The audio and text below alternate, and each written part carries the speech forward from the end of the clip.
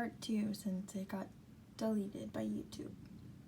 Okay, so I wanted to also speak about the homelessness and COVID-19. In response to COVID-19, I only know of District 6 having interim shelters where you can register with your family or by yourself. They have changed a lot of the way they do things in homeless shelters. Everything like you can see in this picture right here is super spaced out. They've turned old gymnasiums into shelters.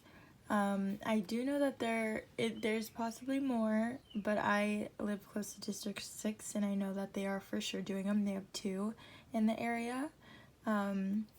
Also, any school that is in San Jose Unified School District, they are giving out lunch just like normal at normal times that they would have lunch at school, and you don't have to be a student to go get food. Any child under the age of 18, you can go and get lunch. There's no questions asked or anything. You just drive up, grab the meal, and go ahead and head on out.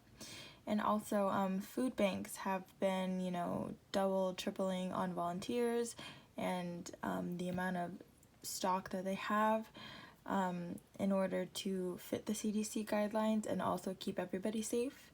Alright, so the next thing I wanted to talk about was what is the problem and why is it getting worse? So a lot of people claim that just the price of living in San Jose has gone up so much due to gentrification and just all these tech companies coming in and just making the house market so expensive to live here that people, who are from here, whose family is from here, who's grown up here, kind of doesn't know what to do and they have to leave. So homelessness did increase by 42%. Since the last time that the census did take a poll. The census does have to update their numbers every 2 years because there's such a drastic change that in order to keep it accurate, they do need to do it as quickly as 2 years. I also think it's a big problem seeing a lot of college students homeless. It's something that doesn't get talked about enough. A lot of friends of mine even have said, I've experienced having to crash on couches, I've had to experience homelessness before living in my car, and it shouldn't be like that. Students shouldn't have to worry about where they're gonna stay in order to get a good education. Some people leave home and then it's the biggest mistake because they didn't know what they were getting themselves into when it comes to college. But there should always be a way for students, to have a place to reach out, and because students are honestly the most vulnerable out of anybody, and college students kind of need some type of support to depend on and able to become successful. And a lot of people say, yeah, they did it on their own. Yes, you probably did, but also there was people who had your back. And that's what homeless people also need, is someone to have their back. What are some possible solutions? The tiny homes project is something that our mayor wanted to bring to San Jose, and Governor Gavin Newsom was completely behind him on this. They are building small shed-sized homes, less than 300 feet. It's made to fit 1 to 2 people max, and it is made to only give you a place to eat and sleep. And this is not for like a long period of time. These are interim housings, so people have a certain amount of time to get their lives back together, and this is just used as the first step to get you back into regular housing and back up to yourself. The state of Oregon was the first state to try this, and it has been pretty successful. There has been a lot of people that have come off of the street and not been put back on since they have been able to use these small interim housings and help people get back on their feet. So there's a lot of people that are against the tiny homes, and it's mostly the people who are living in the area that they are trying them out. A lot of people want to go online and say that they want to be there for the homeless, they want to donate and do all that, but then when it comes to having them in their neighborhood, this is how they are treating people. So my goal in this was to just spread awareness to you guys and let you guys know that there's still people. There's people messaging. This is the Next Door Neighbor app. Everybody should download it, know what's going on in your neighborhood. There are people that are very upset with our mayor because he is cutting down trees to build these tiny homes. Yes, I agree. You should always try and save the trees.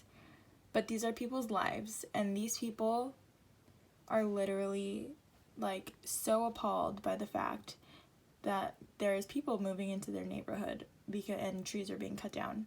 It's just people's lives. It really shows, you know, what goes on in our neighborhoods and, you know, how little people think of others and that they're other people. They're only really worried about, oh, I don't want someone to break into my car. Oh, it's gonna bring violence to the neighborhood. Well, if it's people who are trying to change their life, I don't think it's people who are gonna break into the car. Why is this overall important? San Jose is a very large place, but it is also very small. So the people that you see on the side of the road, or the people that you see with the sign, you've seen them more than one time.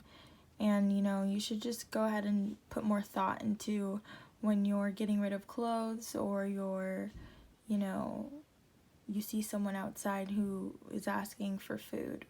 You know, I'm not saying go out there and, you know, buy someone new clothes or go out and buy them some groceries, but, you know, if you ever get a chance to, you should try and help someone out because you don't really know the background of their story and what's going on. And there's always people that are saying, oh, get a job, but it's not that easy for a lot of people. You know, there's people who come here to the Bay Area with tech dreams and wanting to be up in Facebook and Twitter and Google and LinkedIn and working at all these big tech companies, and it didn't work out for them and they ended up on the street. So, you know, just to put more thought into it. Alright, so in conclusion, I just wanted to say that, you know, our homelessness problem is only going to get worse and worse each year if we don't, you know, come up with possible solutions. And this tiny home solution, I think, is a very good idea because it's a start for something. You know, not one simple problem is going to solve